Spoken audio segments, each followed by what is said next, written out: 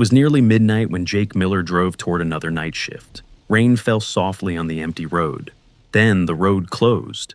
Red and blue lights flashed near an old utility station by the harbor, and there, in the rain, stood a dog.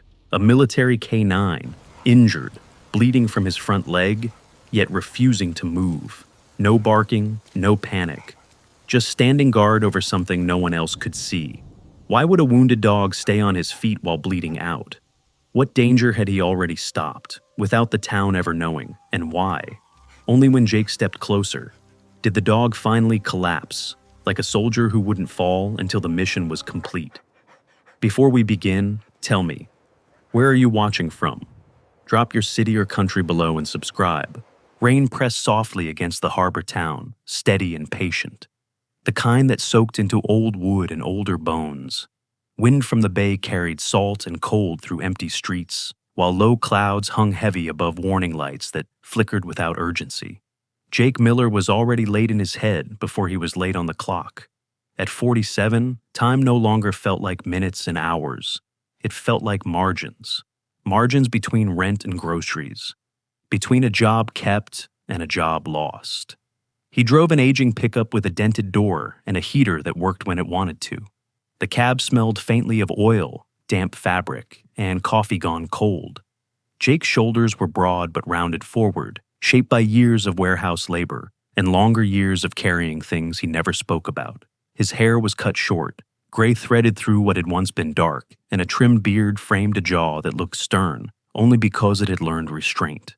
His eyes were tired but alert. The eyes of someone who had learned that danger often arrived quietly. He was headed to the night shift at the cold storage warehouse near the docks, a job that paid just enough to keep his life from sliding backward. The route along the levee was the fastest way in, the one he always took when storms slowed traffic everywhere else. When he rounded the final bend, the road ended in color, red and blue bleeding into rain. Barricades cut across the asphalt, engines idled low. Jake eased to a stop, checked the clock out of habit, and exhaled through his nose. Beyond the barricades stood the old utility station, a squat concrete building too close to the water. Patched and reinforced so many times, it no longer looked like it belonged to a single era. Beneath it ran a web of aging gas lines and electrical conduits feeding a cluster of wood-framed houses, a small elementary school, and a nursing home whose windows glowed softly in the distance. After days of relentless storms, tonight was the final inspection before the system could be fully reactivated. Machines had already cleared most checks, but storms had a way of leaving behind problems machines struggled to name. Ranger arrived without sound. He was a military K9, a Belgian Malinois built for endurance rather than size, compact and powerful. His tan coat darkened by rain, and his black mask giving his face a permanent look of focus. At 5 years old, Ranger moved with the economy of something trained to conserve energy. His amber eyes cut through glare and motion alike. The harness on his back was scuffed and worn, leather softened by years of work. There was no handler at his side now, no voice guiding him, only training, instinct, and discipline layered so deeply they had become one. Ranger stopped near the station's access trench, body tightening, head lowering. The smell reached him first, not sharp, not obvious, but layered and wrong. Gas, trapped where it should not be, held in a pocket created by subtle shifts. Underground. Beneath it, a second warning pulsed. Irregular electrical vibration where moisture had breached aging insulation. Separately, each anomaly might have registered as tolerable. Together, under storm conditions, they formed a pattern Ranger had been trained never to ignore. If the system restarted on schedule, pressure would force the trapped gas to migrate through old channels, meeting unstable current not in a single explosion, but in slow ignition. Embers creeping through crawl spaces, walls, and ceilings. A fire that would not announce itself until it was already everywhere.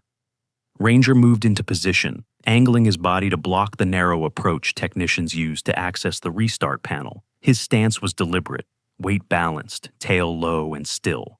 When one technician stepped forward, Ranger issued a short, controlled bark. Clear, unmistakable. The team paused. Voices rose briefly behind him, confusion brushing against urgency. Under storm protocols, any mixed alert. gas instability combined with electrical irregularity, required a full hold, no restart, no shortcuts. The technicians knew the rule. They stepped back as orders were relayed to isolate the lines and cut power completely. Ranger did not move. The storm had weakened more than soil. Above the access trench, a rusted support beam groaned under the accumulated strain of water and vibration. The sound was low, almost swallowed by rain. Metal trembled, shifted. Ranger sensed it an instant before it failed. The support gave way. A jagged strip of steel tore loose and dropped, striking Ranger's front leg with brutal precision. Pain flared, immediate and blinding. Blood spread darkly across wet concrete. Ranger staggered once, breath hitching. He did not retreat. He adjusted his stance, compensating without conscious thought, planting himself again in the path. Another bark, stronger now, forced the team farther back as switches were thrown and valves closed. Power was cut. Pressure bled away with a long hiss that seemed to thin the night. Only when confirmation came, lines isolated, systems secured, risk neutralized, did Ranger allow himself to fold. He lowered himself carefully, as if even collapsing required discipline. Jake had been watching from his truck, rain tapping steadily against the windshield. He had seen injuries before. He had seen men stay upright long after their bodies demanded otherwise. The image before him fit into a shape his mind recognized too easily. He stepped out of the cab, boots splashing, hands open and empty, stopping several paces away. Up close, Ranger looked smaller, all sinew and resolve pressed thin by blood loss. Jake knew better than to crowd a working dog, especially one in pain. He stayed where he was, breathing slow, aware of the strange tightness in his chest. Sarah Klein approached with measured urgency, a radio clipped to her rain jacket. In her late 30s, she was lean from years of emergency work, auburn hair pulled into a ponytail that rain had already begun to loosen. Freckles stood out against her pale skin under the lights. Her expression was calm, practiced, the face of someone used to making decisions while everyone else waited. As the town's emergency coordinator, she had spent the storm moving between shelters and repair sites, sleeping only when circumstances allowed. "Hold back," she said gently to Jake, meeting his eyes for a moment. There was no suspicion there, only caution. "He's done his job. We'll take it from here." Jake nodded. He did not step away. Ranger's eyes shifted toward him briefly. Something in his rigid focus eased, not trust, not yet, but recognition of stillness. Sarah noticed the change. She crouched near the wound without touching, assessing, speaking softly as medics moved in. Jake had seen that posture before, not on a dog, but on men who stayed upright long after their bodies asked them to stop. The kind who didn't sit down until someone else said it was safe.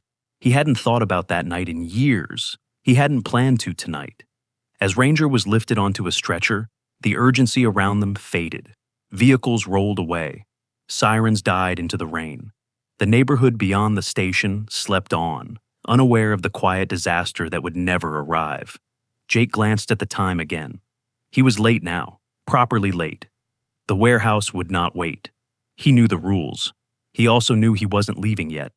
He watched the ambulance doors close, red light washing across Ranger's still form. Jake didn't know the dog's name. He only knew this: whatever that animal had been guarding mattered enough to bleed for. And somehow, that felt familiar. The rain fell heavier as the road remained closed. Jake stood there, soaked and silent, understanding something he hadn't in a long time. Some watches did not end when the shift did. Some soldiers, on 4 legs or 2, only allowed themselves to fall when the mission was truly done. Several hours after the roadblocks were lifted and the town returned to uneasy sleep, the field clinic remained awake. Long after the emergency lights outside the utility station were shut down, Ranger lay inside a converted municipal garage, the air humming softly with generators and portable lamps. Midnight had passed. Morning was still far away. The clinic smelled of antiseptic layered over old oil and damp concrete. Rainwater pooled near the entrance where boots tracked it in and out. Ranger was brought through the doorway on a canvas stretcher, his tan coat matted dark along his front leg, where blood had soaked through. His breathing was fast but measured, each rise of his chest controlled, deliberate, as if he were rationing strength rather than losing it. The moment they set him down, Ranger shifted, not to flee, not to attack. He repositioned himself so that his body faced the open doorway. Injured leg angled behind him, shoulders squared. His muscles locked into place, every line of him alert. When a medic knelt too close, Ranger lifted his head and issued a low, precise warning. No snap, no bark, just enough to stop the movement. The message was clear. Do not cross. Sarah Klein stood several steps back, watching carefully. Without her rain jacket, her lean frame looked sharper under the overhead lights. She was tall, narrow-shouldered, with auburn hair pulled into a tight knot that left faint wisps curling at her temples. Freckles dotted her pale skin, more visible now that exhaustion had thinned the color from her face. Sarah had spent years coordinating emergency response: fires, floods, winter evacuations. She recognized panic when she saw it. This was not panic. He's not refusing care, she said quietly, eyes never leaving Ranger's. He's holding a position. A younger medic hesitated near the supply table. Evan Brooks was in his late 20s, slim, with sandy hair plastered to his forehead, and eyes that still carried urgency too openly. He had trained for trauma response, knew bleeding when he saw it, and the numbers running through his head did not look good. He's losing blood, Evan said, voice tight. If we don't stabilize that leg, I know, Sarah replied. But if we rush him, he'll escalate. And if he escalates, we lose him faster. They tried adapting instead of advancing. The lights were lowered, voices dropped. Someone slid a blanket across the floor, not toward Ranger, but into his peripheral space, a non-threatening presence. Ranger did not move. His gaze flicked once to the cloth, then returned to the doorway. He adjusted his stance by inches, keeping the entrance clear. Blood continued to seep from the wound, slow and steady. It was during those quiet, careful minutes that fragments of truth began to surface, not announced, not declared, just assembled from pieces people carried in without realizing they mattered. A call sign spoken by an MP under his breath, a timestamp on a field report dated 3 days earlier, a pause whenever someone mentioned the word handler. Ranger's handler had not come back from the storm. The details emerged carefully, as if saying them too quickly would break something. Ranger and his handler had been deployed outside the evacuation zone when conditions deteriorated faster than forecasts predicted. Wind speeds doubled, terrain shifted, visibility collapsed. They were working a remote valve station when the surge hit hardest. The handler had gone down shielding Ranger from debris long enough to transmit an extraction signal. The signal was received, the handler was not. Since that night, Ranger had not disengaged. In the structure that governed him, the final command had never been cleared. The mission remained open. Waiting was not grief. Waiting was obedience. When someone near the doorway spoke the word handler aloud, Ranger's ears twitched. A sound slipped from his throat. Low, broken, not quite a whine. His eyes stayed fixed on the space beyond the threshold. He did not understand death. He understood absence. Jake Miller stood just outside the clinic, leaning against the wall where shadows pooled. His jacket was still damp from the night air, sleeves pushed up as if he had forgotten to lower them. At 47, Jake carried himself with the quiet heaviness of someone accustomed to staying out of the way. His beard was trimmed short, silver threading through dark, framing a face shaped by restraint rather than anger. He had called the warehouse. The supervisor had sighed and said they would talk tomorrow. Jake accepted that without argument. From where he stood, he watched Ranger hold the line. Jake had worked alongside a K-9 once, years ago, in a different war and a different life. He remembered the discipline, the way commands created order where fear could not. When that order vanished, men unraveled, dogs waited. Sarah noticed him there and approached, keeping her movements slow. "You've seen this before," she said. It was not a question. Jake nodded once. "He's not guarding the room," he said quietly. "He's guarding the absence." Inside the clinic, Ranger shifted as a medic took half a step forward. The warning was immediate, controlled, exact. Sarah raised her hand. The medic froze. "We can't sedate him heavily," Sarah said, addressing the room. "Shock risk is too high with that blood loss. And even if we could, she paused, choosing her words. You don't end a watch by force and expect trust to survive it. Hours passed measured in drip rates and shallow breaths. Pressure dressings were prepared but not applied. Fluids ran only when Ranger allowed the line to be placed, eyes never leaving the doorway. When someone stepped between him and that space, his body tensed until they moved aside. Near dawn, an older MP arrived with a folder tucked under his arm. Thomas Hale was in his early 50s, broad-shouldered, with a weathered face and a mustache gone mostly gray. A knee injury made his movements deliberate, but his presence carried authority without volume. He had known Ranger's handler, not closely, but enough. He hasn't stood down, Hale said softly, after taking in the scene. Sarah shook her head. Hale set the folder on a table and opened it. Inside were after-action notes, a photograph, and a single metal tag attached to a worn cord. He picked up the tag, turned it once, then placed it on the floor a few feet from Ranger. Not close enough to challenge him, not far enough to be ignored. Ranger's gaze dropped. His breathing stuttered. He took one careful step forward, then stopped. His front leg shook violently now, pain no longer fully contained. Still, he did not cross the line he had drawn.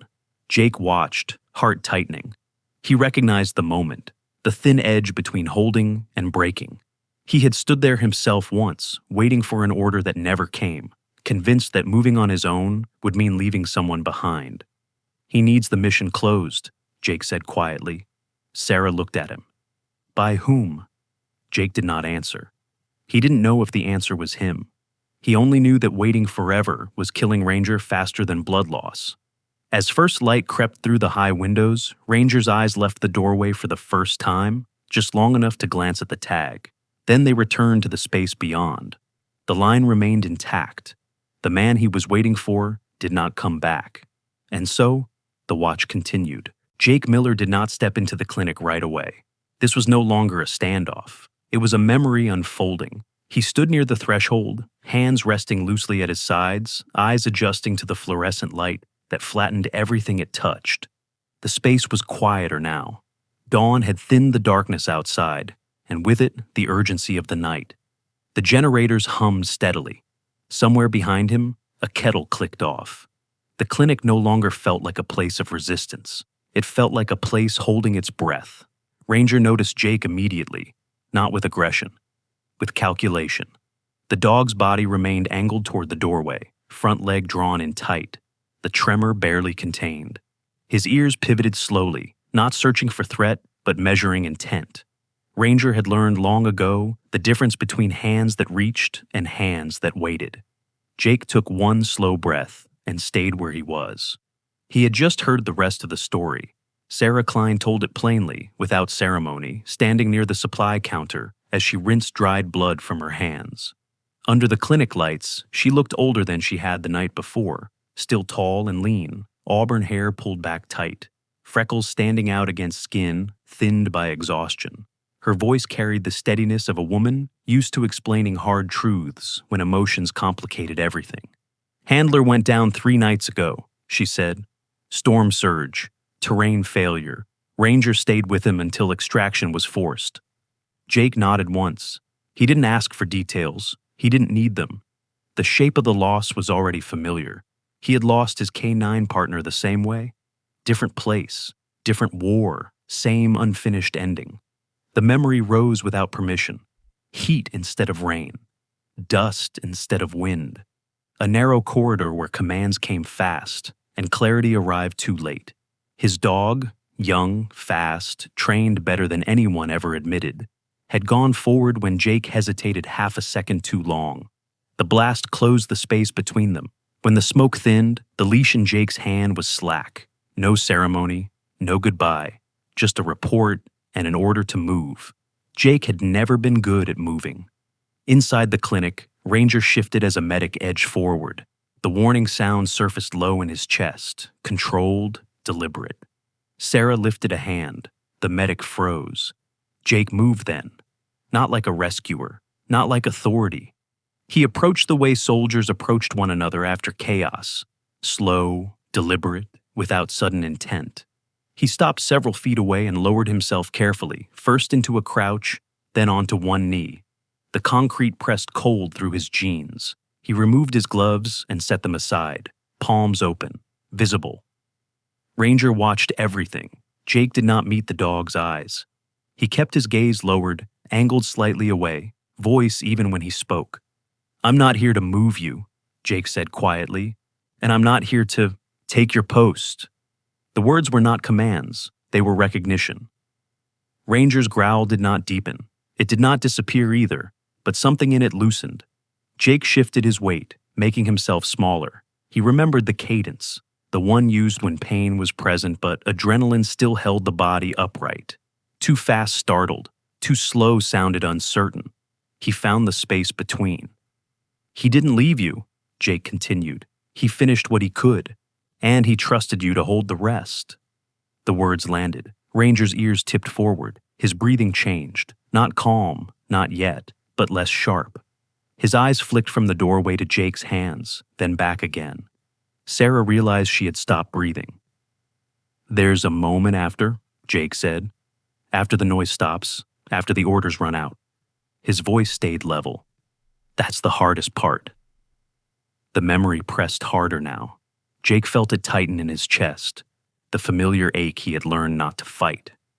"You wait," he said, "because standing down feels like leaving." Ranger's growl broke, not into silence, but into something uneven, fractured. The sound that followed was not a warning. It was confusion. Jake lifted his eyes just enough to meet Ranger's, not challenging, not pleading. Present. "You did your job," Jake said. "You're allowed to breathe now." For a long moment, nothing happened. Then Ranger exhaled, not dramatically. Just one breath released through his nose, long, unsteady. His shoulders dropped a fraction. The growl faded away. Jake felt it then. Not relief, but the quiet weight of a goodbye he never had a chance to say. No one moved. Ranger shifted his weight and, for the first time since arriving at the clinic, turned his head away from the doorway. The line he had guarded dissolved, not abandoned, but released. Jake did not touch him. He stayed kneeling, hands resting on his thighs, posture open. He knew better than to rush what had taken days to hold together. Ranger's injured leg finally gave way. Slowly, carefully. He lowered himself onto his side with the control of something that had waited far past endurance.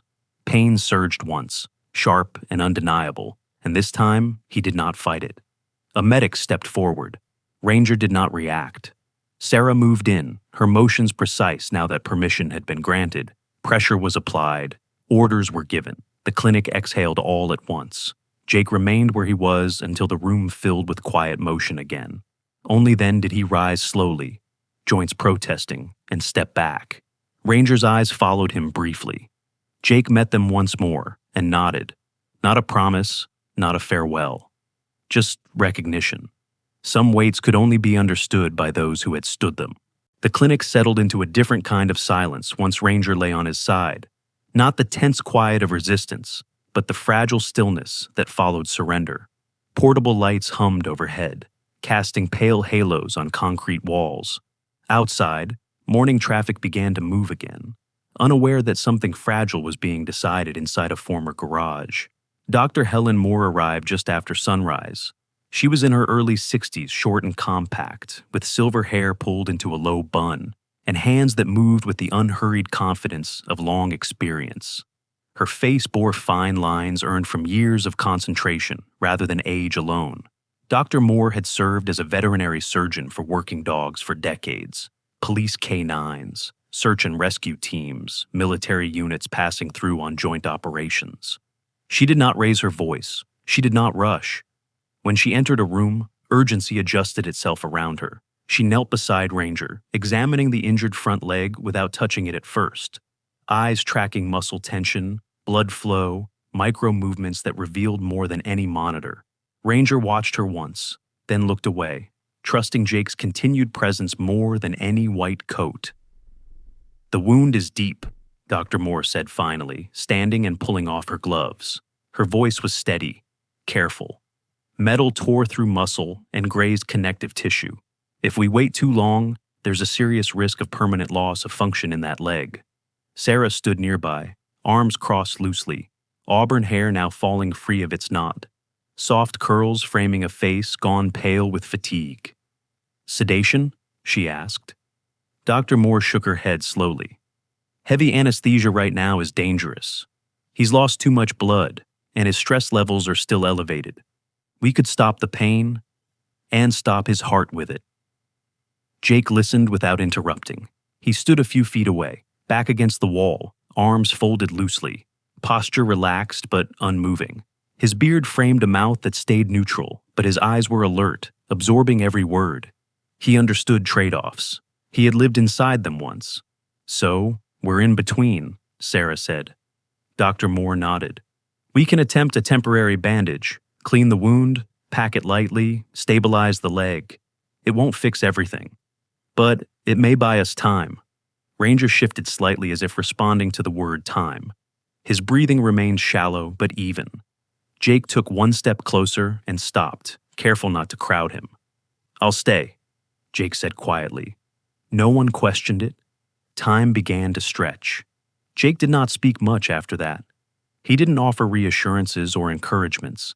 He simply remained where Ranger could see him, seated on the floor a few feet away, legs bent, hands resting loosely on his knees. The concrete seeped cold through his clothes. He welcomed it. Cold kept him present.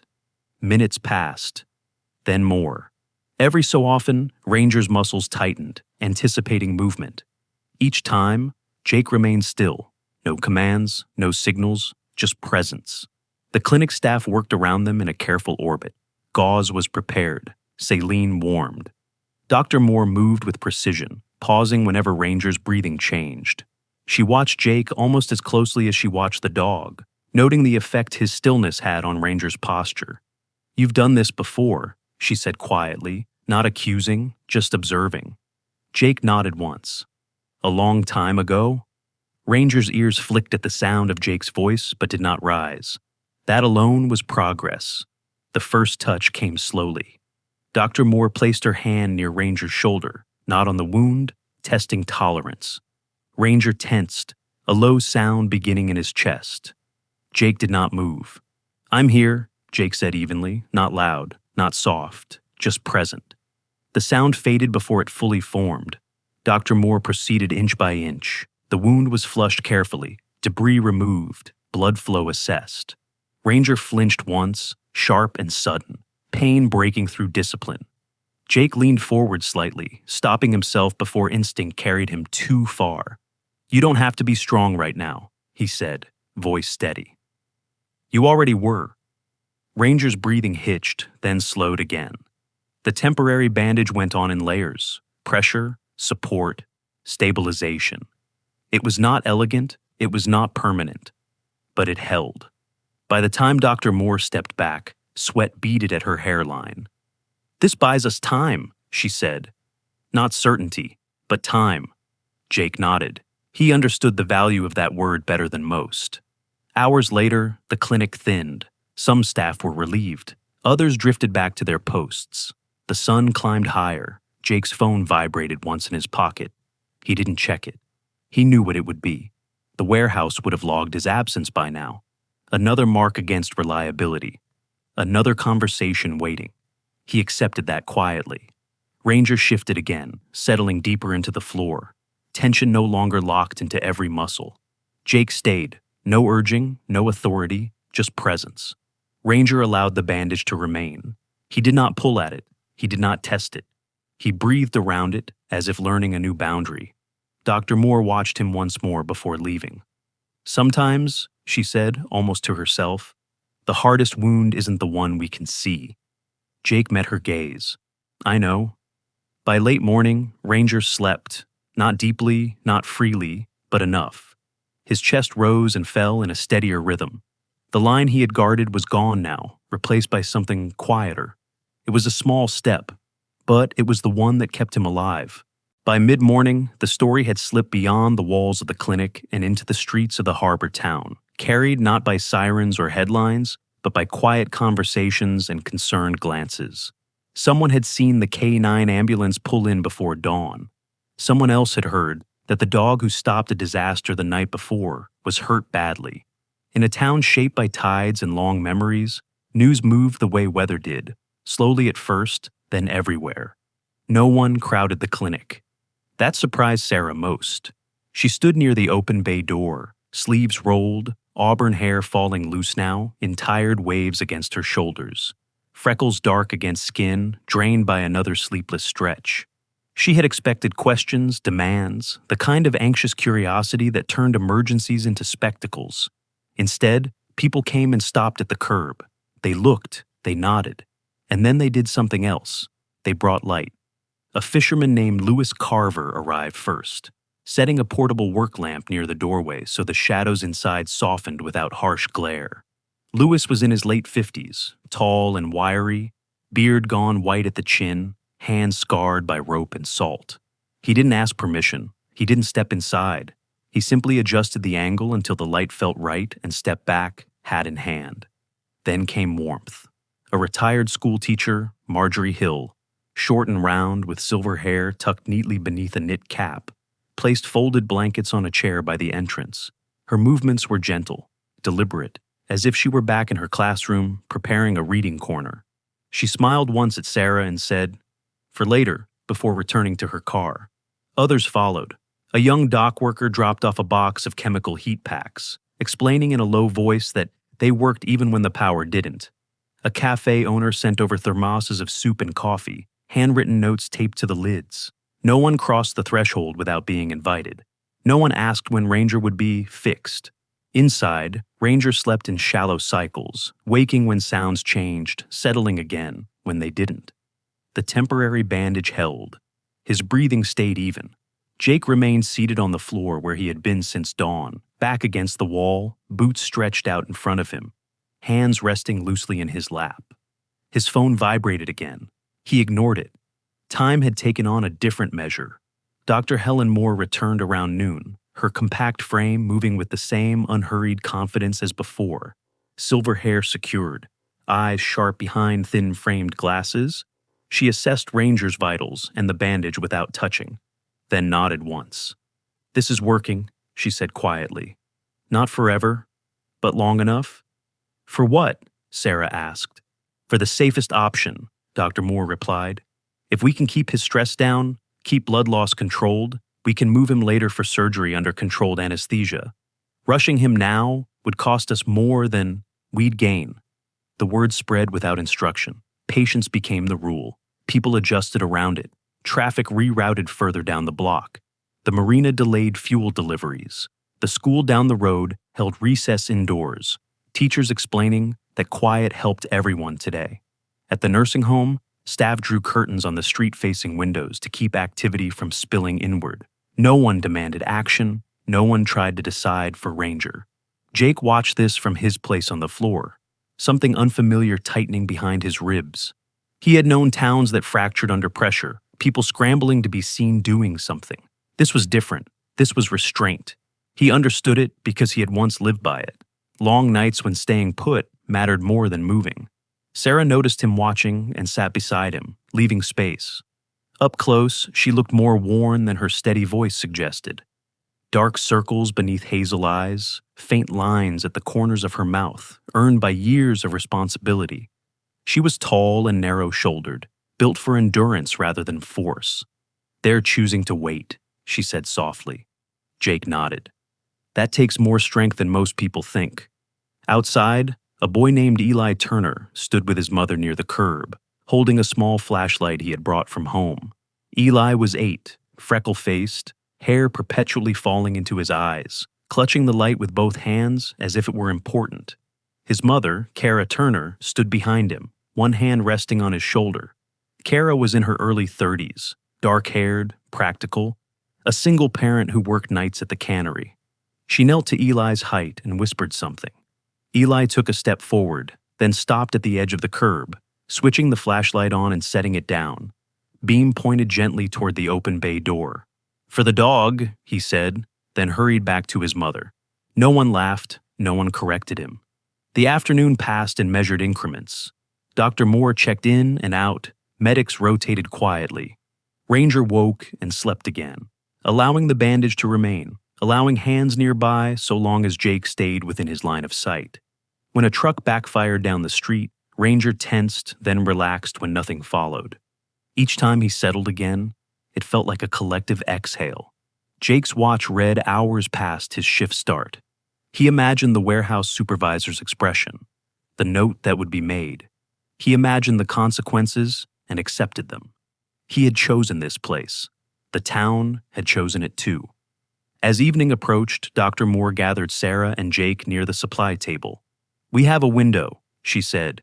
"If we transport him after sunset, when the roads are clear and the clinic quiet, we can anesthetize him safely. The team is ready. The equipment is ready." What made this possible was time. Sarah glanced toward the door, where blankets and lights marked a boundary of care. "They gave us that." Outside, as dusk settled, people began to leave one by one, not in disappointment, but completion. They took their lamps and thermoses with them, leaving the quiet behind intact. Marjorie Hill returned briefly to straighten the blankets, then waved and went home. Louis tipped his hat and cut the generator on his work lamp, trusting the light inside to be enough. Ranger stirred as the sky darkened, lifting his head once. Jake met his gaze and stayed still. The town's patience had done its work. When the transport team arrived, the street was clear. The engine noise was low. Doors closed softly. Ranger allowed the stretcher without protest, eyes flicking once to the open bay door, then back to Jake. Jake stood and placed his hand on the wall instead of the dog, grounding himself. "We're ready," Dr. Moore said. Jake nodded. He had been since morning. As the ambulance rolled out, there was no crowd to part, no applause to quiet.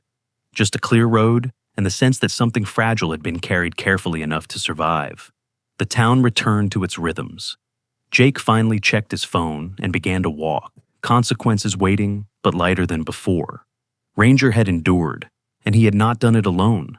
The operating room was smaller than Jake had imagined. It wasn't the sterile, high-ceiling space people pictured when they thought of surgery. It was a converted wing inside the Regional Veterinary Center, clean and efficient, but modest. Steel tables, overhead lamps, instrument trays aligned with quiet precision. The air smelled faintly of disinfectant and warm electronics. Outside the door, the town had gone dark for the night, choosing sleep after a day of deliberate waiting. Ranger was brought in slowly. His front leg was stabilized, bandaged carefully. The temporary work done by Dr. Moore and her team holding just enough to make this possible. His body moved stiffly now, fatigue finally overtaking vigilance. Still, his eyes remained alert, tracking changes in sound and shadow with disciplined awareness. Metal trays were adjusted near the table. The sound was small, a simple clink, but it cut through Ranger like a blade. His body tensed instantly, muscles tightened, his breathing sharpened. The low hum of stress returned, not as aggression, but as readiness. Years of training had taught him that metal sounds in closed rooms meant transitions.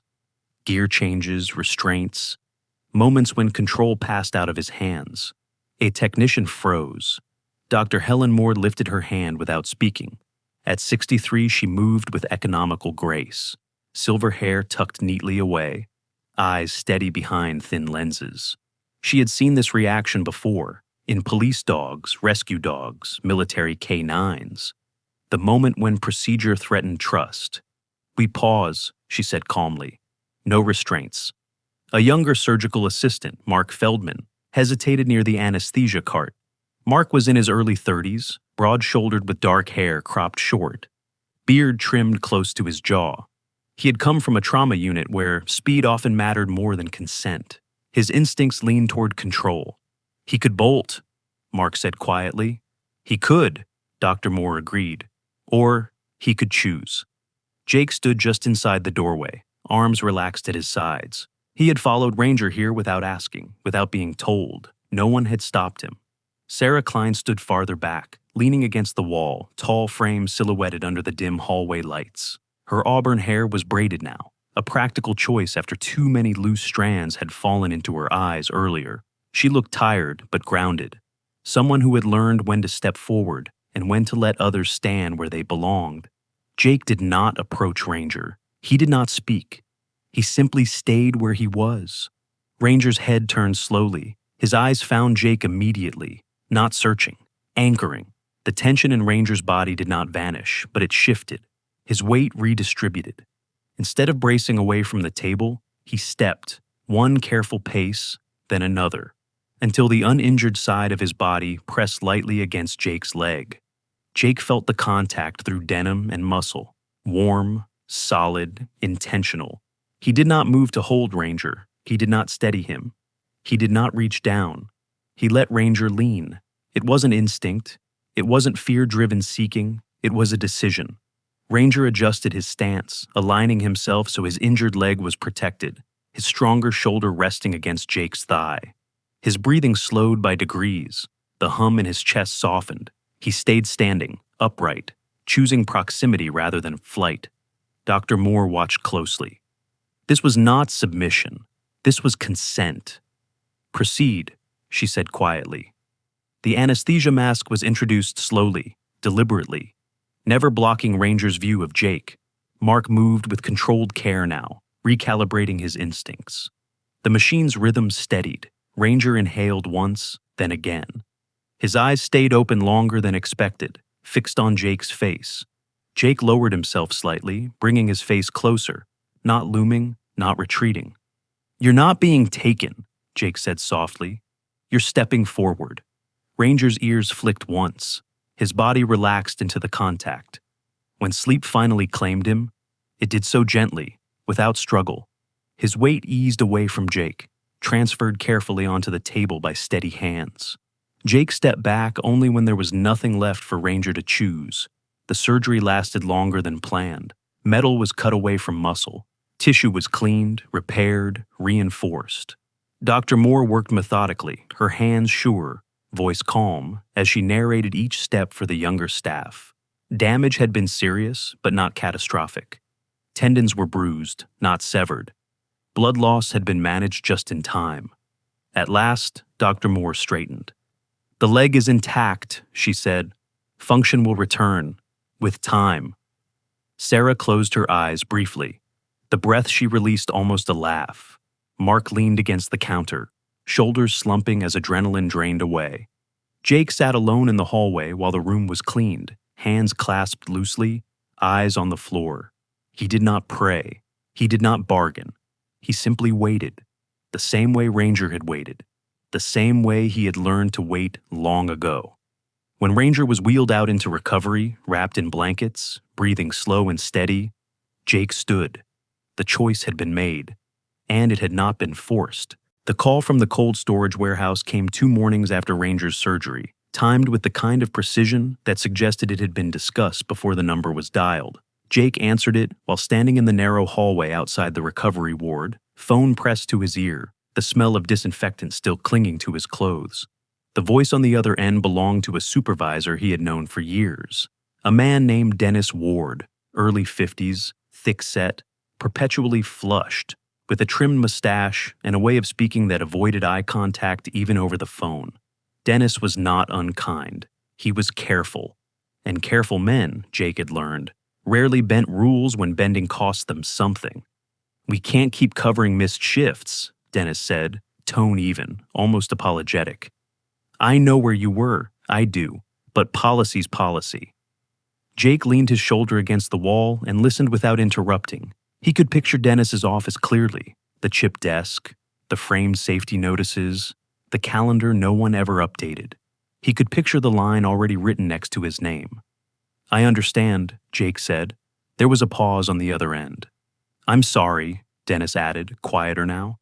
"If things were different, they're not," Jake replied, and ended the call before either of them had to say more. He stood there a moment longer, phone still in his hand, feeling the weight of what he had known was coming. The warehouse had been his last steady thing. Without it, the math of his life shifted sharply. Rent, utilities, groceries. The small emergency fund he kept, folded inside a coffee tin, would not last long. Jake put the phone away and went back inside. Ranger lay on a padded mat near the window, his front leg wrapped in a clean splint, the fur around it shaved down to pale skin. He looked smaller like this, stripped of harness and purpose, reduced to breathing and healing. His eyes opened when Jake entered, tracking him with slow recognition. There was no tension now, no guarding posture, just awareness. "You're awake," Jake said softly, settling into the chair beside him. Ranger's tail did not wag. It shifted once, a small movement that felt earned. The rehabilitation began that afternoon. Dr. Helen Moore supervised the first session herself, hands clasped behind her back as Ranger was guided into a standing position. His muscles trembled immediately, unused to the redistribution of weight.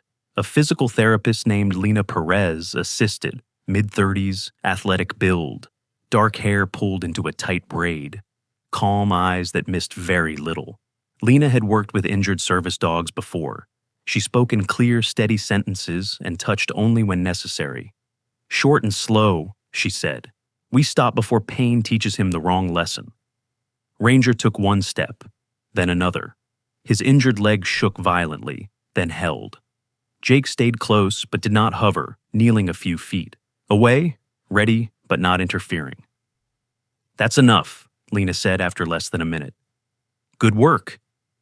Ranger lowered himself immediately, breathing hard, eyes searching Jake's face. Jake nodded once, recognition passing between them. Some days, one step would be all there was. The days settled into a pattern that offered little comfort and no guarantees. In the mornings, Jake walked from the small room he had been allowed to sleep in, a converted office with a narrow cot and a blanket that smelled faintly of detergent, to Ranger's side. He helped where he was asked, stepped back where he wasn't. The afternoons were for therapy. Evenings were quiet, marked by the soft sounds of the ward settling and the occasional murmur of staff finishing late shifts. Money tightened quickly. Jake made careful lists in his head, crossing items off before he allowed himself to think about them. He sold a set of old tools he'd been saving. He canceled a phone plan upgrade he had been considering for months. He ate whatever was available in the hospital cafeteria and told himself it was temporary. Ranger's progress came unevenly. Some days, he pushed himself too hard, muscles remembering old strength that the body could not yet support. Lena would intervene gently, guiding him back down before strain turned into setback. Other days, Ranger refused to stand at all, lying still with his head turned away from the mat, eyes dull with frustration. On those days, Jake stayed beside him longer, not coaxing, not correcting. "You don't owe today anything," Jake would say quietly. "Tomorrow's still there." Sarah Klein stopped by when she could, often at the end of long shifts coordinating cleanup efforts across town. She looked different now, less tense, her auburn hair often left loose, her movements slower, as if the emergency pace had finally released her. She was tall and lean, skin lightly tanned beneath freckles, eyes thoughtful. She brought updates from outside, none of them urgent. "They asked about you at the marina," she told Jake one afternoon, leaning against the doorframe. "People noticed you stayed." Jake shrugged lightly. "I didn't do anything." Sarah smiled faintly. "That's not how they see it." At night, when the ward quieted, Jake sometimes felt the doubt creep in. He would sit with his back against the wall, watching Ranger sleep, and wonder if staying had been the right choice. The cost was real now. There was no pay waiting at the end of this, no promise of stability. He thought of the warehouse floor, the steady hum of refrigeration units, the predictability of routine. Then Ranger would shift in his sleep, breathing deepening, leg twitching once as if testing a boundary in a dream. Jake would remember the night in the clinic, the choice made without force, and the doubt would loosen its grip. They were both learning how to begin again. One evening, Ranger surprised everyone. Lena had prepared the mat, expecting another short session. Ranger stood without prompting, weight distributed carefully, eyes fixed on Jake. He took 3 steps, uneven, cautious, but deliberate, before wobbling and sitting down hard. The room went still. "That's progress," Lena said, unable to hide her smile. "Even if it doesn't look pretty." Jake crouched beside Ranger, resting a hand on the floor near his shoulder without touching. "That's enough for today," he said. Ranger's ears flicked, the tension easing from his jaw. Jake felt something shift inside himself at the same time. The job he had lost still mattered. The bills still waited. But there was a different accounting happening now. One that measured days not by wages, but by whether either of them had moved forward at all. They had not left, and neither had failed. The meeting was held in the town hall on a Tuesday evening, chosen not for ceremony, but because it was the one night the fishermen were in and the cannery lines shut down early. The room smelled faintly of coffee and old varnish. Folding chairs filled quickly, not with urgency, but with intention. People sat shoulder to shoulder, coats draped over knees, voices low. This was not a crisis gathering. It was a decision. Jake stood near the back at first, hands in his pockets, weight resting on his heels. He had not come expecting anything. He had been asked to attend, told only that it concerned next steps. Ranger lay beside him on a padded mat, front legs still wrapped but stronger now, the line of his shoulders beginning to square again as muscle returned. His coat had regained some of its sheen. He looked older than he had before the injury, not in years, but in gravity, the look of someone who had crossed a line and come back altered. Sarah Klein stood at the front with a folder tucked under her arm. She wore a simple sweater and dark jeans, auburn hair pulled back loosely, freckles visible under the warm lights. She looked less like an emergency coordinator now, and more like what she had always been beneath it, a woman who knew how to listen before she spoke. When the room settled, she took a breath. "We're not here to relive what happened," she said. "We're here to decide what happens next." She nodded to a man seated at the first table. Thomas Reed rose slowly. He was in his early 60s, tall with a narrow frame, gray hair combed back carefully, glasses perched low on his nose. He had served on the town council for over a decade and had once been a Navy machinist before settling here. His voice carried the steadiness of someone used to engines and long hours. "We've established a joint fund," Thomas said. "Veterans and working K-9s. It's small, but it's ours. Seated by the marina, the school district, the cannery, and private donations. No headlines, no strings." A murmur moved through the room, not surprise, but recognition. People nodded. Some looked at Jake, others looked at Ranger. "We're also offering a position," Thomas continued. "Facilities maintenance, harbor properties, public buildings, full-time, stable hours, benefits." Jake felt the words land with a weight he hadn't anticipated. He shifted his stance, instinctively glancing down at Ranger. Ranger's ears flicked, attentive but calm. "You'd be good at it," Thomas added, not as persuasion, but as fact. "And we'd like Ranger to stay with you, officially." Dr. Helen Moore stood next, hands folded. "Ranger is eligible for honorable retirement," she said. "Medical clearance pending final review. Long-term care is recommended. Familiar handler, low-stress environment." There it was, the thing that had hovered without being spoken aloud. Jake stepped forward then, slow, deliberate. He did not reach for the microphone. He did not look for the right words. "I don't know how to accept this," he said honestly, "but I will." That was enough. The paperwork took weeks. The transition took longer. Jake finished the last of his obligations at the clinic, helped Ranger through final assessments, learned the quiet routines of recovery that would become habit. Ranger's legs strengthened, his gait smoothed. He still favored it on cold mornings, but he moved without hesitation now, eyes clear, posture relaxed in a way Jake recognized as readiness without burden. They moved into the house at the edge of town, just as spring began to soften the harbor air. It was small. One story, white siding, weathered by salt. A narrow porch with a railing that leaned slightly to the left. The yard was fenced, not for confinement, but for safety.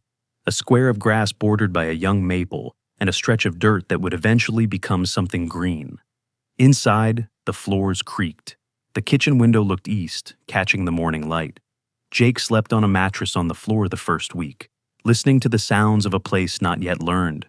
Ranger paced at night at first, moving from room to room, checking corners, nose-brushing baseboards. Jake did not stop him. Some habits needed to run their course. The new job began quietly. Maintenance schedules, broken hinges, rusted locks, leaking faucets. Jake worked alone most days, sometimes with an apprentice from the vocational school, a young man named Caleb Monroe, early 20s, tall and thin with restless hands and a constant curiosity. Caleb asked questions. Jake answered when it mattered. Ranger came along when appropriate, lying in patches of sun or watching doors with soft focus. No vest, no harness, just presence. The town adjusted around them without comment. People waved, they offered coffee. They asked Ranger how his leg was doing, as if it were a shared responsibility. Jake learned to nod, to thank, to let it be enough.